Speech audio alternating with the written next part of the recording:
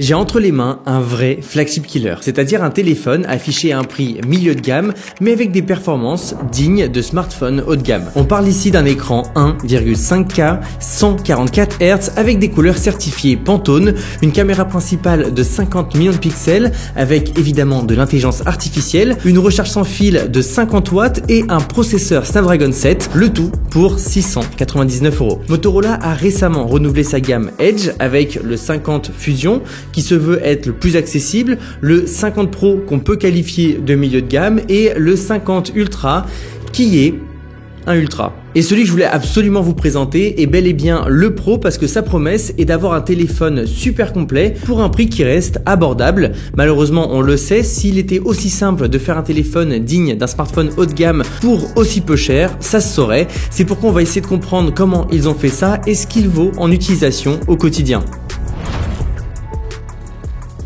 La conception et la construction du Motorola Edge 50 Pro incarnent l'engagement de la marque envers l'esthétique et la qualité. Dès que vous le prenez en main, vous sentez la qualité des matériaux utilisés, la combinaison du cuir vegan et de l'écran incurvé qui offre une sensation tactile qui est vraiment agréable, tandis qu'on a une structure en métal sur les côtés qui nous apporte un peu plus de robustesse, de confiance et de durabilité au niveau de l'appareil. C'est très honnêtement un appareil qui est agréable à avoir en main et en termes d'ergonomie, c'est exactement la même chose parce que les contours entre l'écran et l'arrière épouse parfaitement notre main, ce qui offre une vraie sensation de confort et de sécurité. On n'a pas peur de le faire tomber et on n'a pas non plus mal à la main parce que les tranches viennent nous rentrer dans la paume de la main. Personnellement, pour avoir tout le temps des téléphones haut de gamme dans la main, j'ai pas l'impression que celui-ci ne fasse pas haut de gamme. Et ça, c'est évidemment dû à l'écran incurvé qui est vraiment intéressant et qui a des caractéristiques qui sont tout aussi impressionnantes, avec notamment une dalle de 6,7 pouces qui est très confortable, qui offre une expérience visuelle qui est très agréable et notamment grâce à sa luminosité maximale de 2000 nits qui est vraiment une spec de téléphone haut de gamme et qui permet d'avoir une bonne visibilité dans toutes les conditions. On a une résolution ultra HD, donc avec des images nettes et détaillées. Que vous regardiez des vidéos, allez sur le web ou même jouer à des jeux,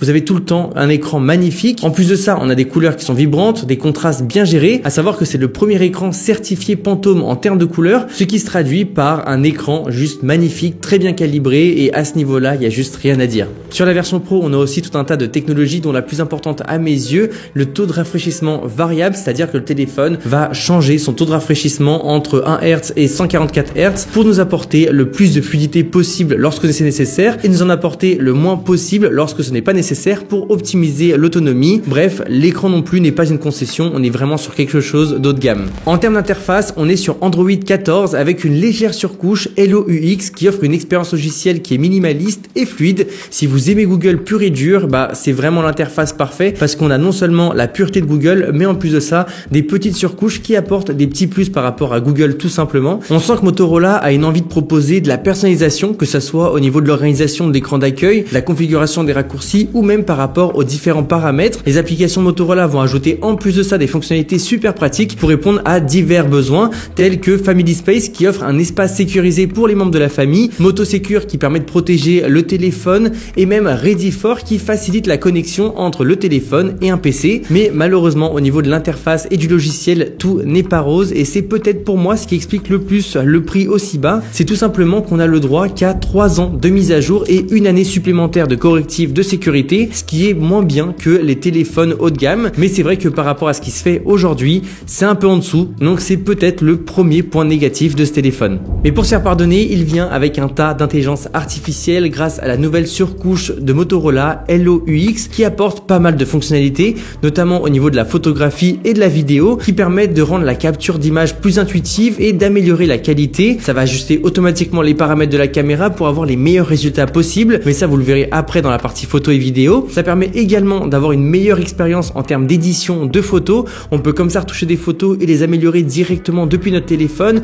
de façon super efficace et super créative grâce à l'application Google Photos qui vient avec le téléphone. L'IA va vraiment faciliter le processus d'édition d'images en apportant beaucoup de suggestions et en améliorant globalement les images. On a également Moto IA qui va permettre d'avoir des fonctions de personnalisation avancées comme la génération de fond d'écran qui permet comme ça de prendre un motif ou quelque chose en photo et d'avoir un fond d'écran basé sur la photo qu'on vient de prendre. C'est très pratique si vous voulez par exemple avoir des fonds d'écran qui s'adaptent à votre style vestimentaire. Donc vous prenez par exemple votre chemise en photo et ça va vous proposer un fond d'écran en fonction de votre chemise. C'est vraiment très sympa et surtout que c'est des téléphones qui sont très cool, très colorés, très fashion. Du coup, si vous êtes au max du fashion, bah franchement, c'est une très bonne fonctionnalité. Du coup, pour résumer, l'intelligence artificielle intégrée avec les Motorola Edge 50 sont vraiment intéressants. Ça apporte une meilleure expérience de façon générale et j'ai hâte de voir ce que Motorola nous prépare pour les futures mises à jour parce que vu les performances de ce téléphone, on risque d'avoir des améliorations en termes d'intelligence artificielle.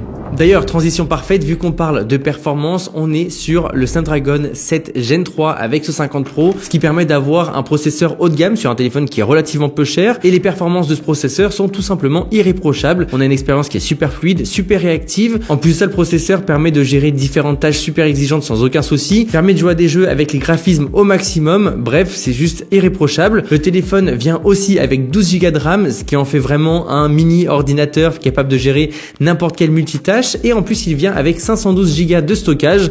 Donc oui, on est sur quelque chose qui est parfait pour jouer. Alors c'est sûr, c'est pas le tout dernier Snapdragon, mais très honnêtement, je pense que pour la majorité d'entre vous, ce processeur suffira. Donc maintenant que vous savez tout sur le téléphone, il faut absolument qu'on parle de l'appareil photo qui est un vrai point fort sur ce téléphone là. On a une caméra principale de 50 millions de pixels validée Pantone qui garantit des couleurs naturelles et une précision des tons qui est exceptionnelle, ce qui se traduit par des photos éclatantes et réalistes. En plus de ça, on va avoir une grande variété de caméras avec un ultra grand angle, un macro et un téléobjectif, ce qui permet comme ça d'avoir une énorme flexibilité. La certification Pantone vise à reproduire des couleurs de manière la plus fidèle possible, ce qui se traduit par des photos qui vont être super nettes et détaillées, même en basse lumière, que ça soit des paysages, des gros plans détaillés d'un objet ou quoi, ou même des portraits. Les résultats sont tout le temps satisfaisants. J'en profite également pour vous montrer quelques images que j'ai prises avec différents capteurs pendant mon voyage avec Motorola au Maroc et comme vous pouvez le voir, c'est vraiment très satisfaisant. Comme je vous l'ai dit, la caméra principale vient avec 50 millions de pixels, ce qui permet d'avoir vraiment beaucoup de détails. Mais ce qui est aussi super intéressant, c'est que comme elle a une ouverture 1.4, on a des résultats en basse lumière qui sont vraiment impressionnants. En plus de ça, le capteur est stabilisé de façon optique, ce qui permet de prendre des photos plus lentes, donc avec une vitesse d'obturation qui est réduite. Et du coup, on a des clichés de nuit qui sont vraiment impressionnants. Et comme tu l'as compris, le capteur va être bon dans toutes les circonstances. J'ai personnellement utilisé le capteur principal 80% du temps. Sinon, on a aussi l'ultra grand angle de 10 millions de pixels qui permet de capturer des paysages et des scènes panoramiques avec une perspective étendue. C'est quelque chose qu'on connaît de façon générale sur les téléphones et ça permet comme ça d'avoir des photos qui sont un peu différentes de ce qu'on a l'habitude d'avoir. C'est évidemment un capteur qui va apporter de la distorsion, donc il faut aimer, mais mon vrai conseil c'est d'utiliser ce capteur quand vous avez beaucoup de lumière parce que je trouve qu'en basse lumière le rendu est un peu moyen. Alors certes c'est largement suffisant pour les réseaux, mais si vous voulez par exemple faire de belles photos pour ensuite les imprimer, sur ce capteur là ça risque d'être assez juste. Et pour finir, on a un téléobjectif x3 de 10 millions de pixels, ce qui permet d'avoir un zoom optique x3, donc un zoom sans perte de qualité. On a globalement une très bonne qualité qui est excellente pour les portraits. On peut comme ça zoomer dans l'image sans problème et surtout quand on part de ce x3, on peut faire un x10 et garder une belle qualité. Donc ça c'est assez génial. L'image avec ce capteur manque un peu de piqué en basse lumière, mais c'est largement suffisant encore une fois pour les réseaux sociaux. Et si vous voulez prendre des selfies à l'avant, vous avez quand même un capteur de 50 millions de pixels et je me suis bien amusé avec ce capteur là comme vous pouvez le voir. Franchement la qualité est largement suffisante pour la caméra avant et globalement on est sur un excellent photophone et un excellent vidéophone, donc franchement un vrai coup de cœur. Pour terminer, je voulais rapidement parler de la batterie de 4500 mAh qui permet d'avoir une journée entière d'autonomie, ce qui en fait un compagnon idéal pour voyager mais également pour travailler. Moi personnellement j'ai adoré l'utiliser au Maroc parce qu'on n'a pas arrêté